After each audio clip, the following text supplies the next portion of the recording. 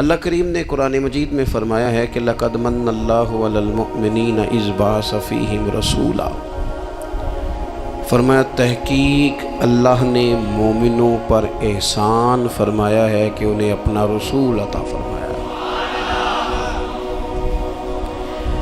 اس کا صرف ترجمہ کبھی بندے کی سمجھ میں آ جائے نا تو سارا میلاد اس کی سمجھ میں آ جاتا ہے۔ صرف اس آیت کا آسان سادہ ترجمہ اگر سمجھ لیا جائے کہ رب کہتا ہے میں نے احسان کیا تم پر، تمہیں اپنا رسول دے دیا، وہ دو عالم کی رحمت ہیں، وہ جہاں چاہتے وہیں رہتے، یہ تو ان کی مہربانی ہے کہ یہ عالم پسند آیا۔ نبی پاک صلی اللہ تعالیٰ علیہ وسلم ہمارے اوپر رب کا سب سے بڑا احسان ہے، اور اللہ تبارک و تعالیٰ نے سسکتی، تڑپتی، بے چین، پریشان، تکلیف میں مبتلا اپنی مخلوق پر رحم فرمایا اور رسول کریم عطا فرمائے۔ نبی پاک صلی اللہ تعالیٰ علیہ وسلم کی تشریف آوری نے ایک ایک ذرے پر احسان کیا، حضور سے ایک ایک نگر، ایک ایک پتا فیضیاب ہوا، لیکن بعض چیزیں ایسی ہیں جنہیں خصوصی طور پر سرکار نے نوازا، بعض معاملات پر خاص کرم نوازی حضور نے فرمائی۔ ایک اہم مسئلہ ہے عقیدے کا مسئلہ۔ جس بندے کا کوئی عقیدہ نہیں نہ ہوتا، کوئی نظریہ نہیں ہوتا، کوئی اس شخص کا خاص مزاج نہیں ہوتا سمجھنے والا، ماننے والا، وہ بندہ بھی بیچارہ کوئی زندگی کا لطف نہیں اٹھا پاتا۔ اس کا کوئی نظریہ ہی نہیں ہے، کوئی سوچ ہی نہیں ہے، کوئی اس کی فکر ہی نہیں ہے اس نے کس طرف جانا ہے۔ عقیدہ نہ ہو بندے کا، یعنی دنیا میں معاذ اللہ کچھ ایسے لوگ پائے جاتے ہیں جو سرے سے اللہ تعالیٰ کوئی نہیں مانتے، زندگی کیسے گزرے گی؟ وہ اپنی توجہات کا قبلہ کسے بنائیں گے؟ اور پھر دنیا میں کچھ لوگ ایسے گزرے جو کئی خداؤں کے قائل، کئی اور پھر اہل عرب کا تو یہ حال کہ 360 بتوں کے سامنے جھکتے۔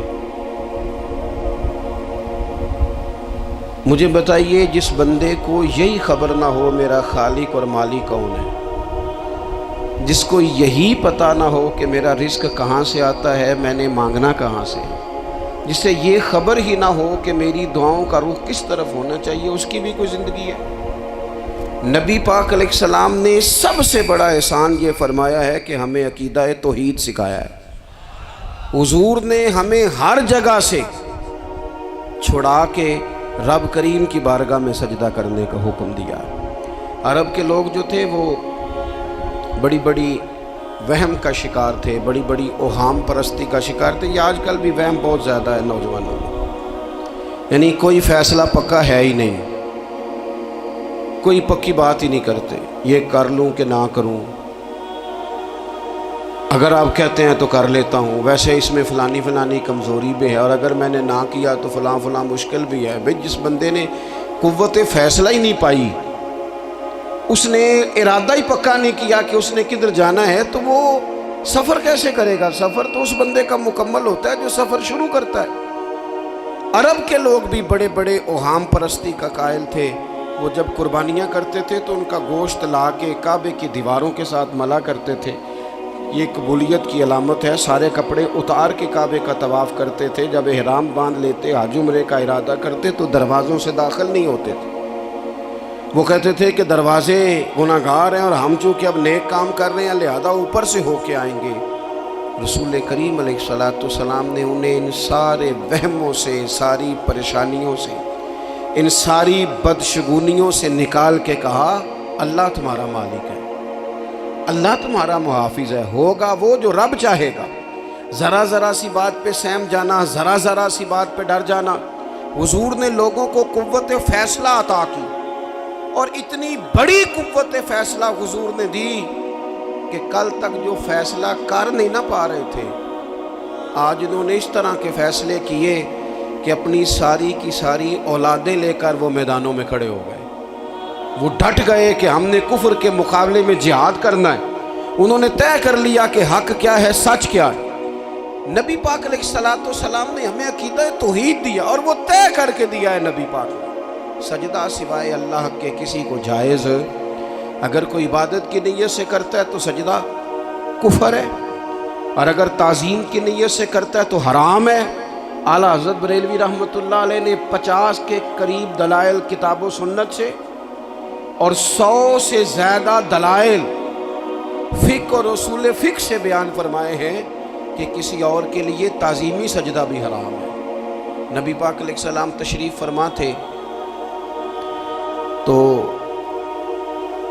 کچھ جانوروں نے آ کے حضور کے قدموں پہ سجدہ کیا، پیش نظر ہے وہ نوبہار اور سجدے کو دل ہے بے قرار، روکیے سر کو روکیے یہی تو امتحان ہے۔ کچھ جانوروں نے جب سجدہ کیا تو صحابہ عرض کرنے لگے یا رسول اللہ صلی اللہ تعالیٰ علیہ وسلم ہمارا بھی دل کرتا ہے، تو حضور نے فرمایا بھی سجدہ سوائے رب کے کسی کے لیے جائز نہیں ہے، ہاں اگر جائز ہوتا تو میں خاتون سے کہتا کہ اپنے شوہر کو سجدہ کرے۔ نبی پاک علیہ السلام نے حد بندی کر دی۔ اور پھر دیکھیں یہ جو ہم میلاد مناتے ہیں نا، یہ میلاد اللہ تعالیٰ کی توحید کا بہت بڑا اعلان ہے۔ ہم کہتے ہیں نبی پاک کا میلاد ہوا، جس کا میلاد ہوتا ہے وہ خدا نہیں ہوتا، جو پیدا ہوتا ہے وہ رب۔ جب ہم میلاد منا رہے ہوتے ہیں تو ہم یہ بتا رہے ہوتے ہیں بھئی حضور خدا نہیں، حضور تو 12 ربیع الاول کو پیدا ہوئے، تو جو پیدا ہو رب پیدا، لم یلد ولم یولد، اللہ تبارک و تعالیٰ پیدا نہیں ہوتا، مالک تو ازلی ابدی شان رکھتا ہے۔ اس لیے عقیدہ توحید بندے کو مضبوط کر دیتا ہے۔ انسان جب عقیدہ توحید والا ہو جاتا ہے، اور نبی پاک علیہ السلام دنیا میں رب کی طرف بلانے آئے، وداعیا الی اللہ باذنہ وسراجا منیرا، حضور نے لوگوں کو اللہ کی جانب دعوت دی۔ جب انسان توحید والا ہو جاتا ہے تو مضبوط ہو جاتا ہے، وہ کسی سے نہیں ڈرتا، وہ سمجھتا ہے ہونا تو وہ ہے جو میرا رب چاہے گا، مجھے پریشان ہونے کی ضرورت کیا ہے۔ پھر اس کا بھروسہ بھی اللہ تعالیٰ پر، اس کی امیدیں بھی اللہ رسول سے، اس کی توجہات کا قبلہ بھی سارا ادھر ہی۔ تو حضور نے لوگوں کو عقیدہ دیا، مضبوط کیا۔ رسول پاک صلی اللہ تعالیٰ علیہ وسلم نے ذہنوں کو پختگی عطا فرمائی۔ تو سب سے بنیادی چیز حضور کا جو احسان ہے وہ عقیدہ ہے۔ پھر بعض خاص طبقات پر حضور نے خاص احسان کیا۔ آج بھی پوری دنیا میں ڈنڈورا پیٹا جاتا ہے عورتوں کے حقوق کا، پوری دنیا کے اندر، اور بعض لوگ عورتوں کو بڑا دھوکہ دیتے ہیں، کہتے ہیں تمہیں حق نہیں ملتے لہٰذا تم سڑکوں پہ آ جاؤ، معاذ اللہ، تمہیں حق نہیں ملتے لہٰذا تم معاذ اللہ بازاروں کی رونق بن جاؤ۔ عورتوں کو بڑا پریشان کیا جاتا ہے حقوق کے تعلق سے۔ نبی پاک علیہ السلام کی آمد سے پہلے کوئی خاتون کے ساتھ سلوک اچھا نہیں کیا جاتا تھا، اس کا کوئی جائیداد میں حصہ نہیں تھا۔ عورت کا خامد اگر فوت ہو جاتا تو وہ اپنے سسرال کے خاندان کی پراپرٹی بن جاتی، معاذ اللہ، وہ جس کے مرضی چاہے سپرد کر دیتے۔ ہندوستان کے بعض علاقوں میں ایسی کبھی رسمیں بھی پائی جاتی تھی کہ بعض عورتیں اپنے خامد کے ساتھ جل جانا مناسب سمجھتی تھی کہ بعد میں کوئی زندگی تو ہوگی نہیں، اور بیوہ خاتون اور طلاق یافتہ خاتون، اس کے بارے میں تو لوگوں کا خیال تھا کہ شاید یہ خاتون بالکل سوسائٹی اور سماج کا حصہ ہی نہیں ہونی چاہیے۔ قربان جائیں، یہ اعزاز میرے نبی پاک نے دیا ہے۔ حضور نے پہلی شادی ہی اس خاتون سے کی ہے جن کا پہلے بھی نکاح ہو چکا تھا، اور خاتون کو حضور نے حقوق دیے، جائیداد میں حصہ دیا۔ کہا جو بیٹیوں کی بہنوں کی پرورش کر کے آئے گا اور اچھی پرورش کر کے انہیں روانہ کر دے گا، جس طرح میری 2 انگلیاں جڑی ہوئی ہیں میرے ساتھ جڑ کے جنت میں جائے گا۔ اور ایک روایت میں فرمایا کہ جب کسی کے ہاں بیٹی پیدا ہوتی ہے نا تو اللہ فرشتوں کو بھیجتا ہے اور وہ اس کے گرد کھڑے ہو جاتے ہیں اور گھر والوں کو سلام کہتے ہیں اور کہتے ہیں یہ ضعیفہ ایک ضعیفہ سے پیدا ہوئی ہے، یہ کمزور یعنی صنف کے لحاظ سے کمزور نازک بچی ایک نازک ماں سے پیدا ہوئی ہے۔ فرشتے کہتے ہیں جو اس کی پرورش کرے گا نا اللہ قیامت تک اس کی مدد کرے گا، اس کی ہمیشہ مدد ہوتی رہے۔ اور نبی پاک صلی اللہ تعالیٰ علیہ وسلم کی خدمت میں آ کے جب خواتین نے کہا تھا نا یا رسول اللہ ہمارے تو دین دنیا کے معاملات میں مردوں کے تعلق سے کمزوری ہے، کئی دن تو ہم ویسے نماز نہیں پڑھ سکتی مہینے میں، کئی دن تو ہم ویسے عبادات کے قریب نہیں جا سکتی، جہاد پہ ہم نہیں جاتی، گواہی ہماری مردوں کے برابر نہیں، تو یا رسول اللہ صلی اللہ علیہ وسلم ہمارا بھی کوئی اعزاز ہے؟ تو حضور نے فرمایا جب کوئی خاتون حاملہ ہوتی ہے نا تو اللہ اسے اتنا ہی ثواب دیتا ہے جتنا جہاد کرنے والے کو ثواب دیتا ہے، اور جب بچہ پیدا ہوتا ہے تو اللہ تعالیٰ اسے شہادت کا درجہ عطا کرتا ہے، اور جب وہ بچوں کو دودھ پلاتی ہے تو رب اسے غلام آزاد کرنے کا ثواب عطا کرتا ہے۔ ایک دفعہ نا نبی پاک صلی اللہ تعالیٰ علیہ وسلم کی خدمت عالی مرتبت میں حضرت عائشہ صدیقہ رضی اللہ تعالیٰ عنہ نے ایک واقعہ عرض کیا، عرض کی حضور آج میرے ساتھ عجیب معاملہ ہوا، میں گھر میں اکیلی تھی تو ایک خاتون 2 بیٹیوں سمیت آئی، اس نے کہا کہ میں بھی بھوکی ہوں، میری بیٹیاں بھی پریشان ہیں، کھانا نہیں کھایا۔ سیدہ پاک کہتی ہیں یا رسول اللہ میرے پاس بھی 3 کھجوریں تھیں گھر میں پڑی، یہ 2 جہاں کے شاہ ہیں پر پاس کچھ رکھتے نہیں، اور 2 جہاں کی نعمتیں ہیں ان کے خالی ہاتھ میں۔ فرماتی ہیں وہ 3 کھجوریں میں نے ان 3 ماں بیٹیوں کو دے دی، ماں نے پہلے ایک کھجور دونوں بیٹیوں کو دی، پھر بچیاں وہ کھجور کھا کے ماں کی طرف دیکھنے لگی، تو جو کھجور ماں کے پاس تھی اماں نے اس کے بھی 2 حصے کر کے بیٹیوں میں بانٹ دیے۔ حضرت عائشہ عرض کرنے لگی یا رسول اللہ میں نے یہ بڑا نرالا رنگ دیکھا ہے، ماں کا اپنے بچوں سے پیار کا انداز۔ تو حضور نے کیا فرمایا؟ نبی پاک علیہ الصلوۃ والسلام فرمانے لگے سن پھر اللہ تعالیٰ نے اس عورت پر جنت کو واجب کر دیا ہے، فرمایا اللہ نے اسے جہنم سے دور کر دیا جو بیٹیوں کے معاملے میں آزمایا گیا، اور جس نے پھر ان کے ساتھ اچھا سلوک کیا۔ اپنا حضور کا عمل یہ تھا کہ حضور کی بڑی صاحبزادی سیدہ زینب رضی اللہ تعالیٰ عنہ یہ حضور کی سب سے بڑی صاحبزادی ہیں، یہ بخاری میں آپ کو ملے گا کہ ان کی بیٹی جناب امامہ بنت زینب چھوٹی سی عمر تھی، تو جب حضور نماز کے لیے آتے تھے تو نواسی کو اٹھا کے ساتھ لے آتے تھے، اور وہ حضور نماز پڑھتے تھے تو وہ نبی پاک کے کندھوں پہ کھیلتی تھی۔ حضور نے عملاً بیٹیوں سے پیار کرنا سکھایا، بیٹیوں سے محبت کریں، بیٹیوں سے پیار کریں۔ بیٹیاں بڑی خیرخواہ ہوتی ہیں، بیٹیاں ماں باپ کی بڑی وفادار ہوتی ہیں، بیٹیاں بڑا خاص تعلق رکھتی ہیں۔ جوانوں آپ سے بھی کہوں گا بہنوں کی طرف توجہ رکھیں، جو کسی کی بہن آپ کے گھر ہے اس کا بھی خاص احساس کریں، وہ بھی کسی کی بہن ہے، لیکن اپنی بہن کے ساتھ بھی خاص نسبت کا تعلق قائم رکھیں، رشتوں میں اعتدال ہونا چاہیے۔ اس صنف کو نبی پاک علیہ السلام نے خاص کر کے نوازا ہے، اور ہمارا بھی ان کے ساتھ خاص رشتہ ہونا چاہیے۔ اسی طرح کا معاملہ یتیموں کے ساتھ ہے، کمزوروں کے ساتھ ہے۔ دیکھو آج نا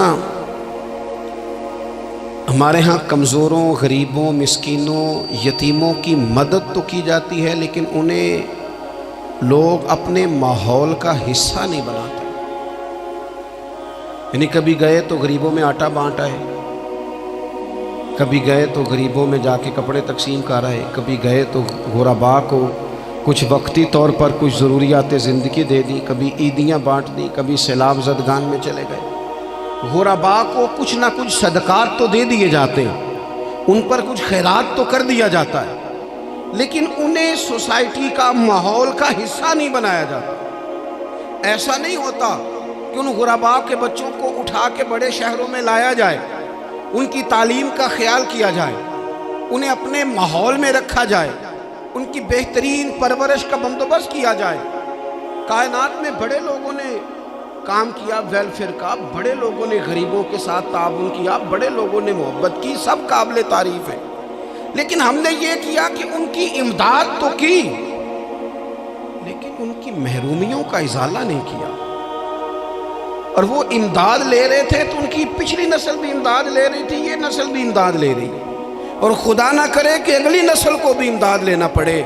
میرے نبی پاک صلی اللہ تعالیٰ علیہ وسلم کا انداز کچھ اس طرح کا ہے کہ امام بہقی نے لکھا ہے، حضرت بشیر بن عقبہ رضی اللہ تعالیٰ عنہ کہتے ہیں میرے والد انتقال کر گئے تھے، اور میں ایک جگہ پہ بیٹھ کر رو رہا تھا کہ نبی پاک صلی اللہ تعالی علیہ وسلم میرے قریب سے گزرے، کیوں روتے ہو؟ یا رسول اللہ میرے والد کا انتقال ہو گیا، میری والدہ رخصت ہو گئی۔ تو یہ ہمیں حضور نے سبق دیا ہے، یہ یتیموں غریبوں کا خیال رکھنے کا یہ بھی ایک نقطہ، یہ بھی انداز ہے۔ کائنات کا بڑے سے بڑا درد دل رکھنے والا بندہ یہاں تک نہیں جا سکتا جو میرے رسول کریم نے بیان فرمایا۔ کہتے ہیں نبی پاک علیہ السلام فرمانے لگے، بشیر بن عقبہ کیا تو اس بات پر راضی نہیں کہ میں تیرا باپ ہوں اور عائشہ تیری ماں ہو؟ آنا تجھے ہم شامل کر لیں اپنے گھرانے میں، آ جانا، مکمل تیرے معاملات کا خیال کیا جائے، تو آ جا۔ اتنا بڑا درجہ۔ نبی پاک نے تو حضرت سلمان فارسی کے بارے میں بھی فرمایا کہ میں نے انہیں اپنی اہل بیت میں شامل کر لیا۔ رسول اللہ صلی اللہ تعالی علیہ وسلم غرباء کے لیے، مساکین کے لیے، یتیموں کے لیے، ناداروں کے لیے جو خاص احسان بن کے آئے، وہ یہ والا لہجہ نہیں کہ ہم مطمئن ہو گئے کہ ٹھیک ہے ہم گئے تو تھے، اتنے پیکٹ بانٹ تو آئے، اتنا کچھ ہم نے دے تو دیا، فلانا کام کر تو لیا، اور ویسے وہ بھی کب تک کیا؟ جب تک خبریں تیز تھیں۔ ہمارے ملک میں سیلاب آیا، میڈیا نے خبر دی، شور ہوا، لوگوں نے بڑی کوشش کی، الحمدللہ بڑے اچھے جذبات کا اظہار کیا، ڈھیر سارے لوگ وہاں گئے۔ میں آپ سے پوچھتا ہوں کہ کیا سیلاب زدگان سارے اپنے اپنے گھروں میں چلے گئے؟ ان کے گھر بن گئے؟ لیکن ہمارے جذبے کیوں ٹھنڈے ہو گئے؟ اس لیے کہ خبریں ٹھنڈی ہو گئی۔ ہم تو چلتے ہیں ٹرینڈ کے ساتھ کہ آج کل ٹرینڈ کیا ہے، اگر خبر ادھر کی ہے تو ذوق ادھر کا ہے، خبر ادھر کی ہے تو ذوق ادھر کا ہے۔ دیر پا کام کرنا اور خاص جذبات پیدا کرنا ان لوگوں کے لیے۔ حضرت سیدنا عبداللہ بن ابی اوفا رضی اللہ تعالیٰ عنہ روایت کرتے، ایک یتیم بچہ آیا تھا، اس نے عرض کی حضور میری ماں بھی بھوکی ہے اور میری ایک ہمشیرہ ہے وہ بھی بھوکی ہے، روٹی دا دکھ نہ پوچھو، روٹی تے بندہ کھا جاندی ہے۔ یہ جو بھوک ہوتی ہے نا، بھوک، بہت سارے لوگ نا، میں ایک شادی میں تھا تو وہاں ایک دو لوگ کھانا کھا رہے تھے، تو بعض لوگ انہیں دیکھ دیکھ کے مذاق کر رہے تھے، ویڈیو بنا رہے تھے، کہتے دیکھو کھانا ہی نہیں آتا، کیا انداز ہے، سارا ان کا منہ جو ہے وہ کھانے سے بھر گیا، ہاتھ دیکھو کہاں تک ان کے لتھڑ گئے، کیا انداز ہے۔ تو میں نے کہا تم ان کے کپڑے بھی تو دیکھو نا، انداز، بیٹھنا اٹھنا، کپڑے پہننا، یہ غریبی کا پتہ دیتے ہیں۔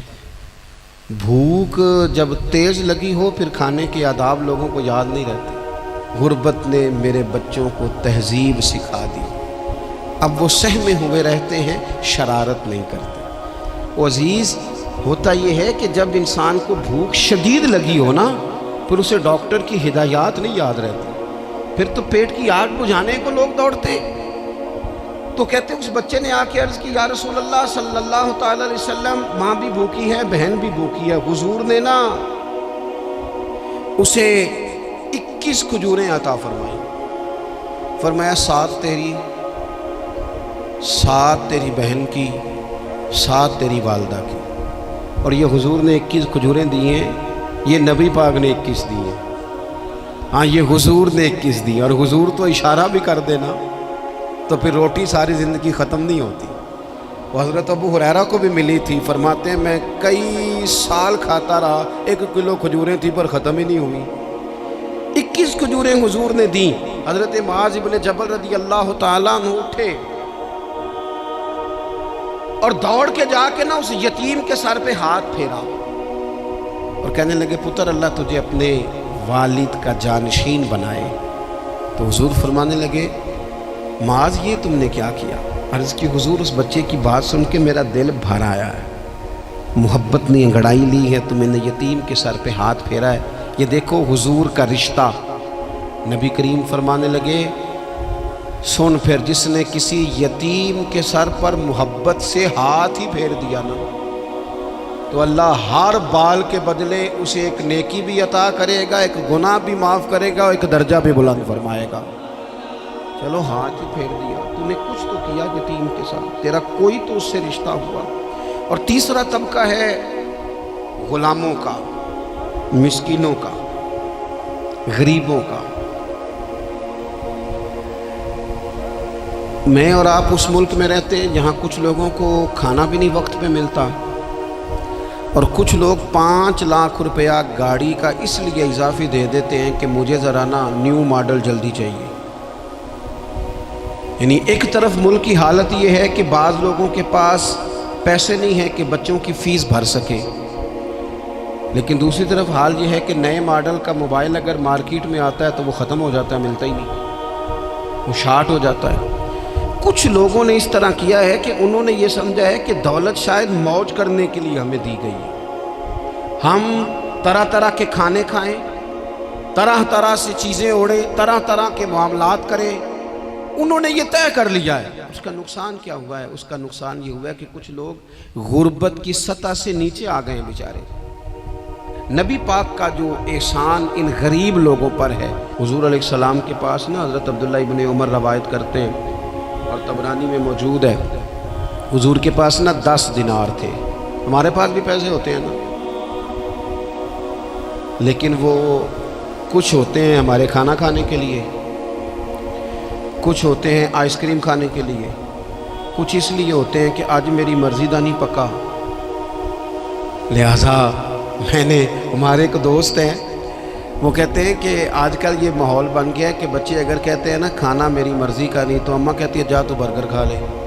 کہتے ہیں ہمارے دور میں یوں نہیں ہوتا تھا، اگر ہم کہتے تھے نا کھانا میری مرضی کا نہیں تو پھر ہمیں ڈبل چیز کھانے کو ملتی تھی، ایک مار بھی کھانا پڑتی تھی اور وہ کھانا بھی کھانا پڑتا تھا۔ اور پھر کچھ پیسہ لوگوں نے صرف اس لیے سنبھال کے رکھا ہوا ہے کہ جو اضافی چیزیں ہیں نا، اضافی، میرا ویسے تجربہ نہیں ہے اور نہ میں نے زیادہ گہرائی سے دیکھا ہے، بس مجھے بتایا گیا ہے، اور پتہ نہیں اب بات درست ہے کہ نہیں، مجھے بتایا گیا ہے کہ پہلے لڑکیاں بیوٹی پارلر جاتی تھی، اب سنا ہے لڑکے بھی جاتے ہیں۔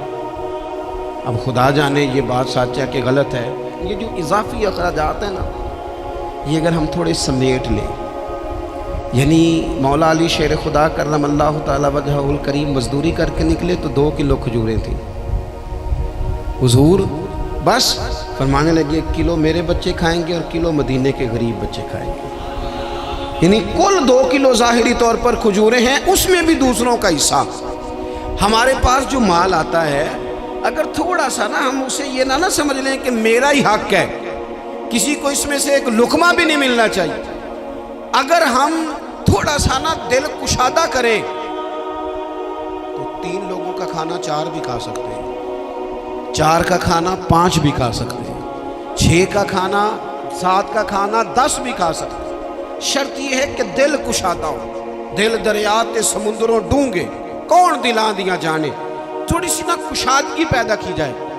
حضرت عبداللہ ابن عمر کہتے ہیں نبی کریم علیہ السلام کے پاس نا 10 دینار تھے، ویسے تو کائنات ہی میرے نبی کی مٹھی میں ہے، لیکن ظاہری طور پر 10 دینار تھے۔ حضور ایک دکان پہ گئے، 4 دینار کا حضور نے ایک جوڑا خریدا، کپڑے خریدے، وہ قمیض حضور نے پہنی، ایک انصاری آگے بڑھ کے عرض کرنے لگے حضور میرا بڑا دل کر رہا ہے، یہ مجھے نہیں دے دیتے آپ؟ تو حضور خوش ہو گئے، یہ میرے محبوب کا دروازہ ہے کہ جب کوئی مانگتا ہے تو حضور خوش ہو جاتے ہیں۔ نبی کریم سے مانگا اس شخص نے تو حضور خوش ہو گئے، اور محبوب نے وہ کرتا، وہ کپڑے اتار کے اس انصاری کو عطا کر دیے، اور 4 دینار کے اور خرید لیے، باقی بچے 2 دینار۔ نبی کریم وہ لے کے نکلے، رخصت ہوئے گھر جانے کے لیے، تو رستے میں خاتون کو روتے ہوئے دیکھا، حضور رک گئے، فرمایا کیوں رو رہی ہو؟ عرض کرنے لگی یا رسول اللہ صلی اللہ تعالی علیہ وسلم میں فلاں آدمی کی کنیز ہوں، نوکرانی ہوں، اس نے آٹا لینے بھیجا تھا 2 دینار کا، وہ 2 دینار گم ہو گئے، حضور نے 2 دینار اسے عطا کر دی، وہ دیے تو پھر رو رہی تھی، فرمایا اب کیوں روتی ہو؟ کہنے لگی یا رسول اللہ ڈرتی ہوں دیر بڑی ہو گئی یا مار ہی نہ پڑے۔ تو حضور نے فرمایا چل نہ میں تیرے ساتھ چلتا ہوں۔ حضور ان کے گھر گئے، وہ اہل ایمان کا گھر تھا جن کی وہ کنیز تھی، جا کے کہا السلام علیکم، اندر سے جواب ہی نہیں آیا، پھر فرمایا السلام علیکم، کوئی جواب ہی نہیں آیا۔ محبوب کا طریقہ مبارکہ تھا 3 دفعہ دستک، پھر واپسی، تیسری دفعہ کہا السلام علیکم تو وہ سارے بول پڑے وعلیکم السلام یا رسول اللہ، حضور ماں باپ قربان۔ حضور فرمانے لگے میں نے پہلے بھی 2 دفعہ سلام لیا, بولا کوئی نہیں. کہ یا رسول اللہ اپنے نصیب تھے نا کہ ہم پہ سلامتیاں بھیج کون رہا ہے, ہم نے سوچا ذرا 3 دفعہ مل جائے سلامتی, ذرا مل جائے نا. حضور سلامتی بھیج رہے ہیں تو آتی رہے نا. محبوب کریم علیہ السلام فرمانے لگے یہ تمہاری کنیز وہاں کھڑی رو رہی تھی, اس بیچاری کے 2 دینار گم ہو گئے تھے, اسے دوبارہ سامان لاتے کچھ دیر ہو گئی, اس پر سختی نہ کرنا, مارنا نہ. غلام کہنے لگے حضور اس خاتون کے قربان جائیں جو ہمارے کریم رسول کو ہم جیسے غریبوں کے گھر تک لے آئی ہے, مارنا کیا, ہم اسے آزاد کر دیں. یہ آزاد ہے اللہ کی رضا کے لیے. یہ دیکھو یہ میرے نبی پاک کا انداز ہے. حضور نکلے تو جناب عبداللہ ابن عمر فرماتے ہیں رسول کریم فرمانے لگے شکر ہے اللہ تعالیٰ کا 10 دینار تھے, ایک انصاری نے بھی قمیض پہن لی, میں نے بھی قمیض پہن لی, اور رب نے ایک کنیز کو آزاد بھی فرما دیا. یہ انداز ہمیں نبی کریم نے دیا کہ ہم اپنے دولتوں میں اللہ کی عطاؤں میں غرباء کو, قریبیوں کو, رشتہ داروں کو, بہن بھائیوں کو تھوڑا شریک کر لیں تاکہ وہ جو آسودگی اللہ نے ہمیں دی ہے اس میں سے دوسروں کو بھی کچھ نفع ملے. اور ایک بات آخر میں آپ کی خدمت میں یہ عرض کرنی ہے کہ جو زیر دست لوگ ہوتے ہیں نا, غلام, ملازم, نوکر, آپ اپنی زندگی کے مسائل دیکھ لیں. جن لوگوں کے پاس لاکھوں آتا ہے کبھی ہزاروں آنے لگ جائے تو پریشان ہو جاتے ہیں, تو جن کے پاس صرف سینکڑوں ہوتے ہیں تو ایسا تو نہیں کہ آپ ہی ٹینشن میں ہیں اور آپ ہی کو غصہ آتا ہے. وہ بیچارہ کبھی نوکر بھی تو ٹینشن میں ہو سکتا ہے, ملازم کو بھی تو کبھی ٹینشن ہوتی ہے نا, اس کے ساتھ بھی تو مسائل وابستہ ہے نا. حضرت سیدنا ابو مسعود انصاری رضی اللہ تعالیٰ عنہ بیان کرتے ہیں کہ مجھے اپنے غلام پہ غصہ آیا تو میں اسے مار رہا تھا, نبی کریم تشریف لے آئے, حضور نے ایک جملہ کہا تو میں رو پڑا. حضور فرمانے لگے جتنا اختیار تجھے اس پر حاصل ہے نا, اس سے کہیں بڑھ کر رب کو تیرے اوپر اختیار حاصل ہے, لہٰذا اللہ سے ڈر, اس کے معاملے میں اللہ سے ڈر. اور پھر حضور تو صرف غلام نہیں, جانوروں کے حق تک کا خیال فرماتے. ایک جگہ تشریف لے گئے تو اونٹ آپ کے پیروں پہ سر رکھ کے رویا, نبی کریم نے اس کی پشت پہ ہاتھ پھیرا, فرمایا اس کے مالک کو بلاؤ نا. جب وہ آیا تو کیا ارشاد فرمایا, فرمایا تو اس کے معاملے میں اللہ سے نہیں ڈرتا, اس نے شکایت کی ہے کہ تو اس کی طاقت سے زیادہ بوجھ ڈالتا ہے, چارہ اور پانی بھی وقت پر نہیں دیتا. یہ حضور کے احسانات ہیں, ہمیں ان احسانات کا خاص خیال رکھنا چاہیے. اور یہ جو ایام ہے عید میلاد النبی کے, ان ایام میں بالخصوص ہمیں غریبوں کے ساتھ, یتیموں کے ساتھ, بیواؤں کے ساتھ, مساکین کے ساتھ, لاچاروں کے ساتھ اس لحاظ سے زیادہ مدد کرنی چاہیے کہ میرے رسول پاک انہی کے لیے تو زیادہ رحمت بن کے آئے, انہی کا تو محبوب نے خیال زیادہ فرمایا, انہی کے بارے میں تو ہمیں تلقین زیادہ فرمائی. وہ اپنے پرائے کا غم کھانے والا, مرادیں غریبوں کی بر لانے والا, مصیبت میں غیروں کے کام آنے والا, وہ نبیوں میں رحمت لقب پانے والا. تو نبی پاک علیہ السلام کے غلاموں یہ ہمیں سیکھنا ہے, اس پر ہمیں عمل کرنا ہے. اللہ کریم کی بارگاہ میں دعا ہے اللہ ہماری حاضری کو قبول فرمائے. آخر دعوانا ان الحمدللہ.